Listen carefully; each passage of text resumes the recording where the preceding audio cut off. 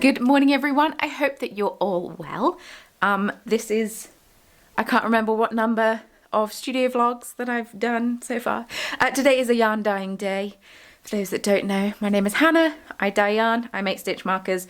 Today's a yarn dyeing day. I've got a yarn show coming up in a few weeks time, just over 3 weeks time. Ooh, I'm running out of time. And I really need to dye some yarn, so that is what we're doing today because I've been procrastinating it for a really long time. But I'm going to make myself another cup of tea and then I will get down the dye shed, unload the drying racks that are currently loaded. I've got some yarn that I need to rinse from the other day when I was dyeing yarn. Oops. And then get dyeing. I at least want to get 4 colourways dyed today, but there's only 2 of each. No, there's only 2 bases of each of those colourways I need to dye, so it shouldn't take too long. And then I'll do some more because yeah, it's crunch time. It's getting down to it. And the bubs are looking at me as though I'm insane.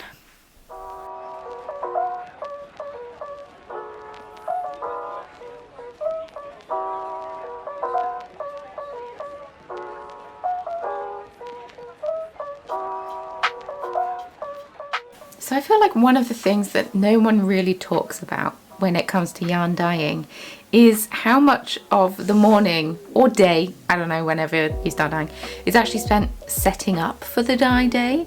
That's if you've managed to, you know, clean down the night before or the previous day that you've done it.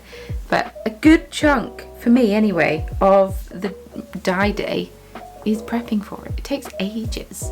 But I'd rather spend ages prepping for the dye day, making sure everything's right, than be in the midst of dyeing and not having everything where I need it to be. So, and I always think it's important to clean up and clean down before you start dyeing.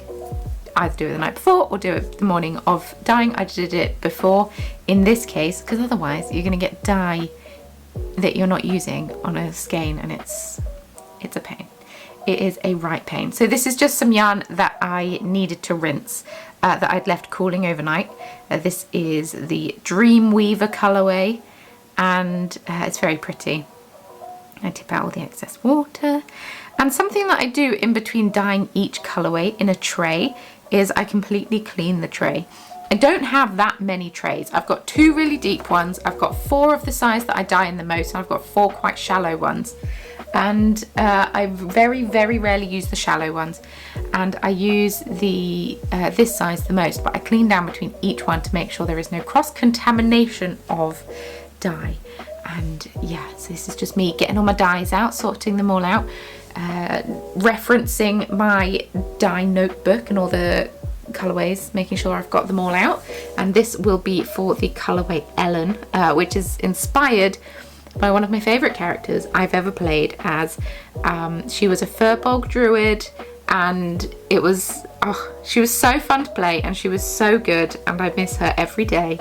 But she lives on in a yarn colourway in my shop that people seem to like. So her name is actually Ellen because she met some elves in the wood, and Ellendil is her full name, which means friend of the elves. And yeah, so it was just shortened to Ellen with 1 L. Fun fact about that. Yeah. So to do this colourway, I make up a batch of dye after I've laid all my yarn in the tray, and I pour it over and squish it in. And then I flip the yarn, add my citric acid, and then get to speckling with a wide variety of colours. The darkish orange shade, well, it's not that dark, the orangey shade that you see me speckle with is a nod to her auburn hair, because there'll also be some brown speckled on there. And then I think this is the brown I'm speckling right now. And then various greens and such is because she's a druid and she, you know, always had leaves and flowers and wore a greenish cloak and all of that fun stuff. Brown armour, I believe she had leather armour, pretty sure. Can't remember, it's now a few years ago that I actually, tell a lie, I played it last year. But yeah, it's a It's a bit of a chunk of time ago. And because it's so heavily speckled on this side, it doesn't matter that all of the dye didn't get on, and it creates a bit of variegation, which we all like. So lid on and cook it away. Ahoy. Ellen's currently cooking. I've literally just finished dyeing it. It's a beautifully sunny day, so I'm going to pop the yarn outside to dry. Hopefully it dries a little bit quicker. And yeah, one of the difficult things about running a business that's predominantly reliant on international sales, although this is for a yarn show, but I don't do many yarn shows, it's not my main source of income at all, is that not only do you have to make stuff, you also have to be a content creator, which, I don't mind doing it because I posted my first YouTube video on the 1st of January 2008 when I was 17. So I've been creating content online for a really, really, really long time. And I'm pretty sure I posted a video before that when I was studying media studies in GCSE. So that would have been 2006, maybe? Anyway, I think it's probably lost to the web. But yes, so content creating is something that comes quite naturally to me. What doesn't come quite naturally to me is how Instagram now works. So I've been filming reels of every single colourway that I've been dyeing, and then once I've twisted them up, I'll film a final shot and I'll edit them all down, and then gradually I'll start posting them, and it's going to be a nice lot of content because Instagram is promoting reels over everything else, which is really annoying because people don't want to see reels, people don't want to make reels, but unfortunately it's kind of being forced upon us. But the good news is that I can also use these for TikTok and YouTube shorts, so one video can have 3 platforms, and then hopefully some of you will actually see it. But if you find that you're not seeing any of the posts of the people that I need to clean my glasses. If you find that you're not seeing any of the posts of the people that you follow, please be sure to go on their profile and turn on notifications for every post. You can even do that on YouTube as well.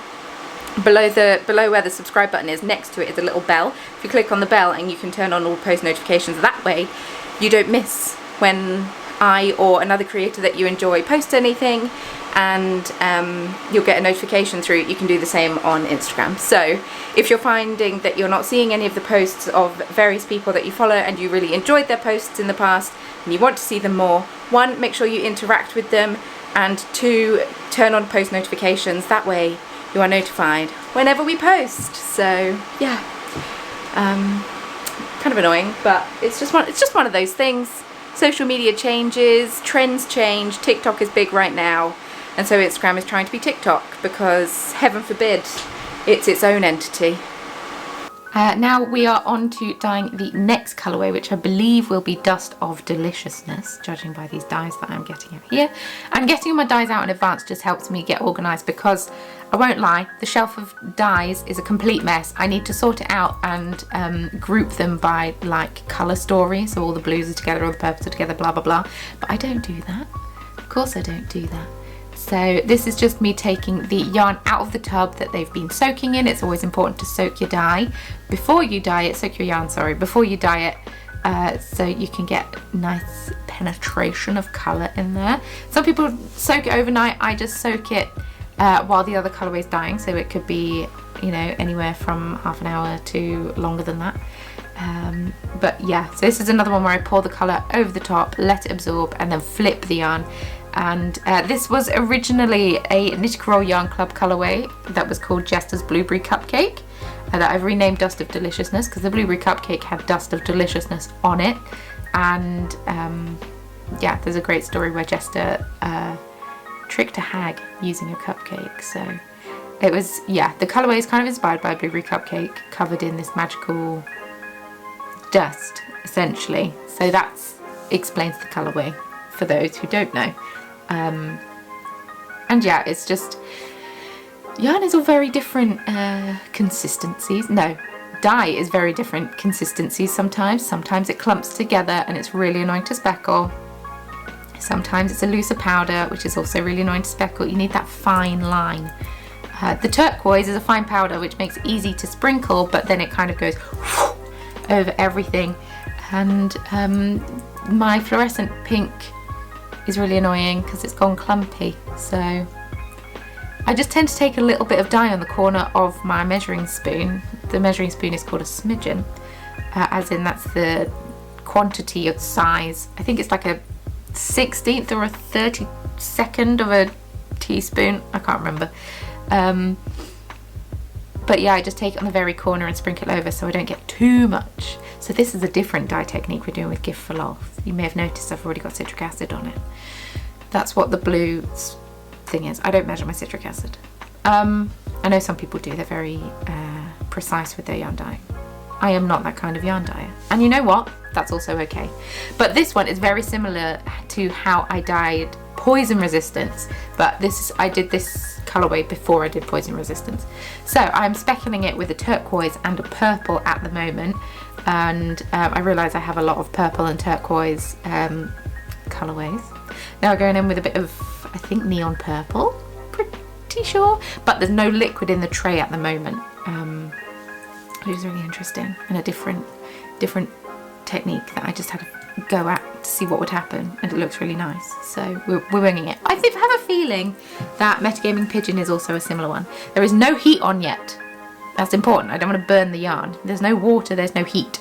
We're flipping it over so we can see the other side of it, and then we're going to come back in and do even more speckling, because you can never have enough colour on a skein of yarn unless you're wanting undyed yarn, and then you have too much colour on yarn if you've got any colour on yarn. I don't know what I'm saying. I'm 2 cups of tea in at this point. It's Sunday morning. I'm 2 cups of tea in and I'm a little bit hyperactive. I think that's what's happening. I'm just filming a reel whilst I do it. It's so lovely. I only try and film like a tiny snippet of a reel, then I actually like focus on what I'm doing. But now I'm going in with black, a jug full of black, and I'm pouring it all over. Yes. And then any bit that's exposed, again, a bit of neon purple speckling on top.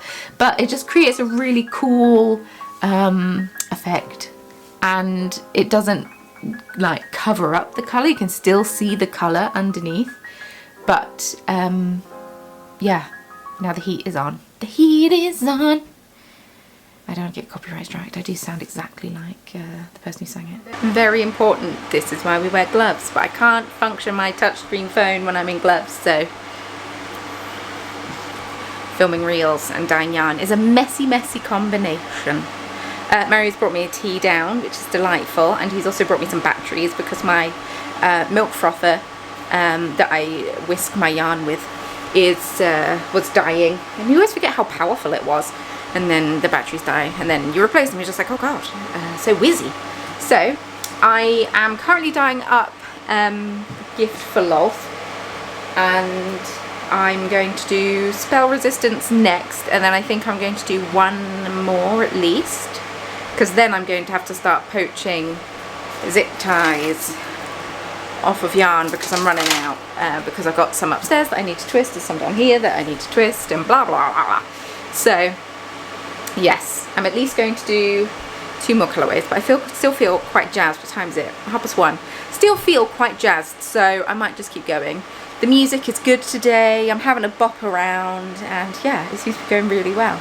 I was chatting with some yarn dyeing friends the other day, and we were all talking about, you know, various methods that we use, and people were talking about buying cabinets and stuff, steam cabinets to dye yarn in because they're of a larger scale and stuff like that. And it's just really interesting hearing about all the different ways that people dye yarn, because we were saying about how you might have to change your dyeing technique if you're used to dyeing like this.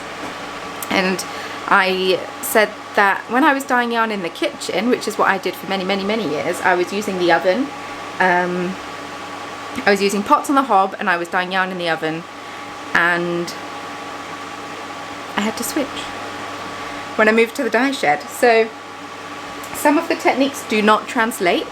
The colourway that I'm currently Gift for Lolth, that was one that I did towards the end of me dyeing in the kitchen. Everything went in the tray, and then the tray went in the oven, so that works. Dust of Deliciousness, that doesn't work out quite the same way as I've done it before, and yeah, loads of other ones. I've just had to change up how I do things, also because I now measure in different amounts. Before I was mixing yarn up in a jar this size, or a jar this size, and so I actually don't have measurements on it because I had a jar that I think was a different size to this, but I smashed it, and it was one that I used the whole time I was dyeing yarn, and it was the one that I would use, and I was mixing up dye every single time. I mean, I still mix up dye every single time. Some people would use a dye stock, but I do not. And yeah, so I didn't actually write measurements or anything in because I knew I was using this jar, but I've switched to a jug, so I've had to like measure stuff, and I've had to tweak my recipes, and I've got a little recipe book here that I think I'm going to get a new one and rewrite them out,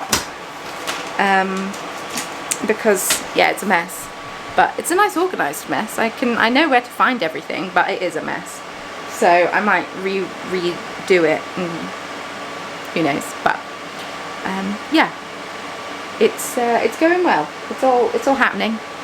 And yes, I think I might write a blog post about where I get various supplies that I dye yarn, because I have an Amazon shop front that I always list down below but never talk about, that has like the hobs I use, the trays I use, the gloves I use, blah blah blah.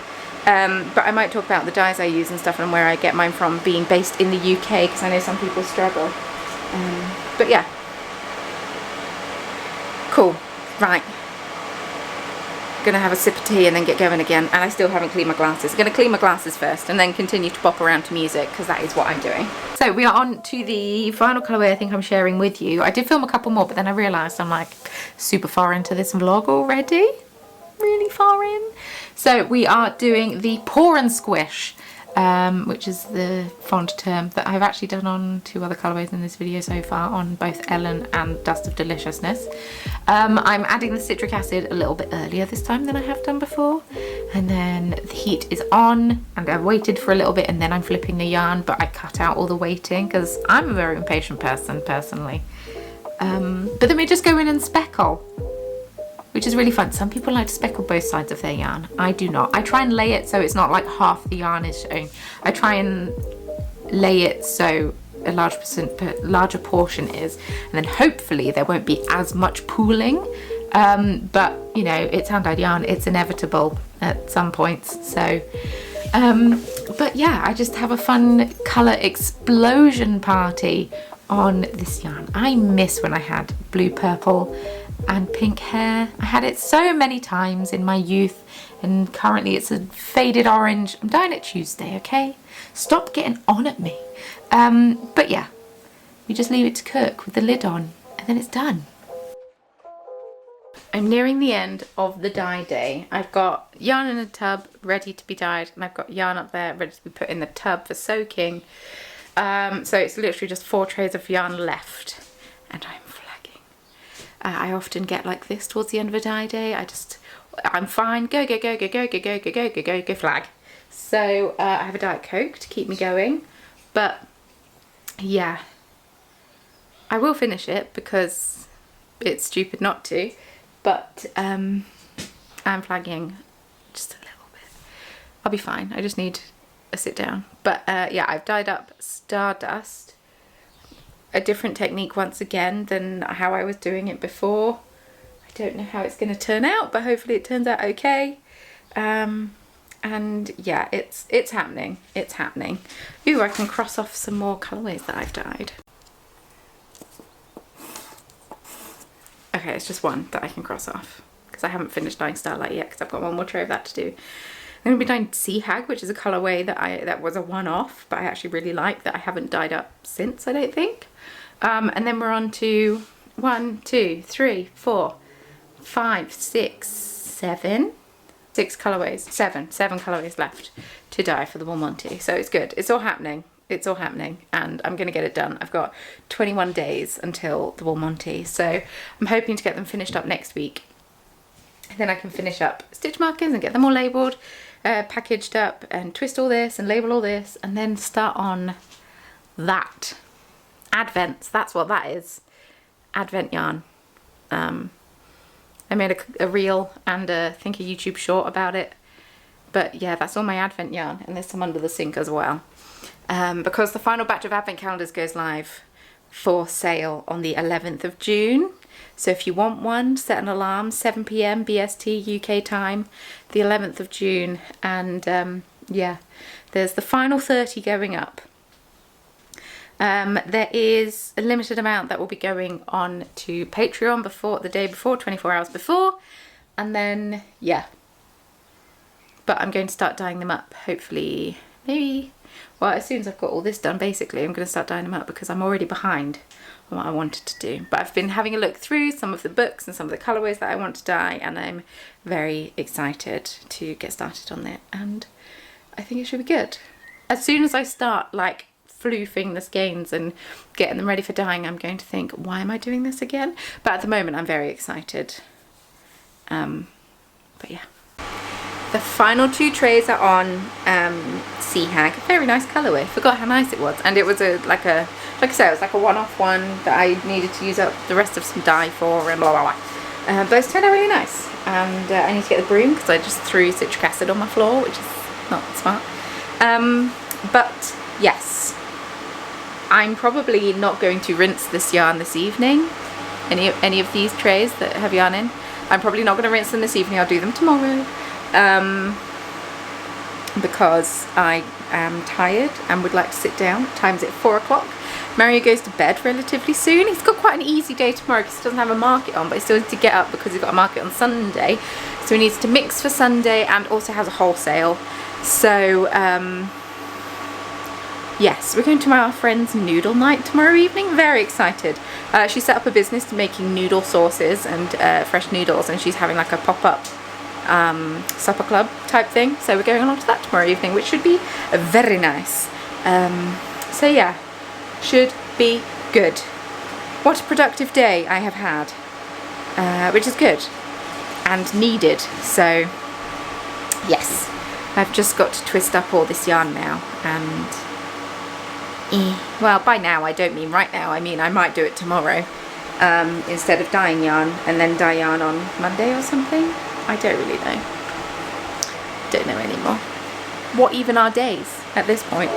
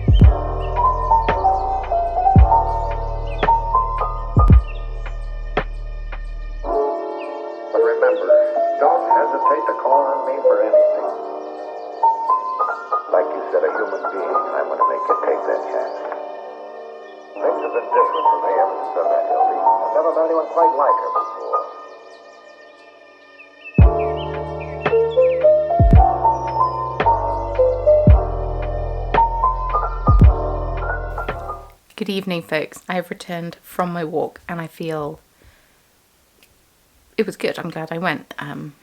I should have maybe worn a cardigan of some form because it was a little bit chilly, but it was fine. I just tend to have a wander around, and yeah, it's nice. I go out for like an hour and 10 minutes. I have a route that I follow, and yeah, I showed you all of the nice nature-y bits because I try to walk along main roads as much as I can, you know, safety. But I try to shoot or try to film some of the nice fields and stuff I walk past and things like that. So I'm not filming roads and people's houses, basically. But that is where I'm going to round off this video. It was a very productive day and I feel very good about it. It's nice to like get my businessy mojo back. Even if it will be short-lived, who knows how long it'll last. But I'm glad it's back and I'm glad it's here, and yeah, I'm feeling much better about my business today in comparison to earlier on in the week, so win-win. But thank you so much for watching. If you enjoyed it, feel free to subscribe, that'd be lovely. Turn on notifications if you want to. Social media links can all be found in the description box below, along with a link to my Amazon shopfront if that's something you're interested in, and link to tea that I drink and things like that. If you're interested, description box. I also have merch. I don't believe I've announced it on here. I have merch, and if you would like to see the merch, oh no, I have announced it on here. I did a whole vlog. If you'd like to see the merch and buy some for yourself, description box.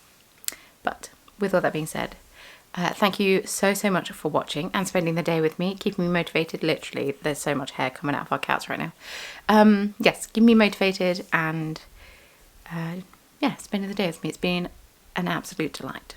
So, with all that being said, thank you so much for watching. I'll see some of you on Monday or Tuesday. I don't know when I'm filming this week. I'll see some of you earlier on next week in the Patreon vlog.